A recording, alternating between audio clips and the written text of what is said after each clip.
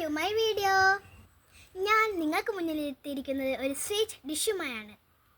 ഞാനിന്ന് ഉണ്ടാക്കാൻ പോകുന്നത് ഒരു പൈനാപ്പിൾ ജാമാണ്. കമോൺ, നമുക്കൊന്ന് ഉണ്ടാക്കി നോക്കിയാലോ. Welcome to my video.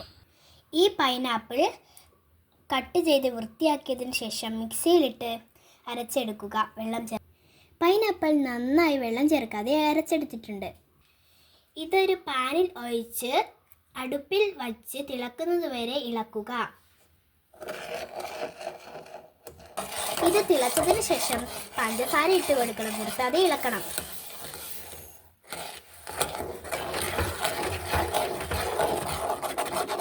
അതിനുശേഷം ഒരു കറുവാപ്പട്ടയും ലൈം ജ്യൂസും ഇട്ട് കൊടുക്കുക. ഏകദേശം 20 മിനിറ്റ് ഗോൾഡൻ കളർ ആകുന്നത് വരെ ഇളക്കുക. 20 മിനിറ്റ് ആയി. ഇനി ഗ്യാസ് ഓഫ് ചെയ്യാം. ഇത് ഒരു ബൗളിലേക്ക് മാറ്റിയിട്ടുണ്ട്. ഇത് കുറച്ച് സമയം തണുക്കാൻ വയ്ക്കാം. ഇതിലുള്ള കറുവപ്പട്ട എടുത്തു മാറ്റാൻ മറക്കല്ലേ. ഇത് നമുക്കൊന്ന് കഴിച്ചു നോക്കിയാലോ. So sweet.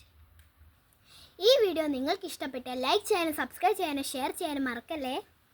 പുതിയ ഒരു വീഡിയോയുമായി കാണുന്നത് വരേക്കും ബൈ ബൈ.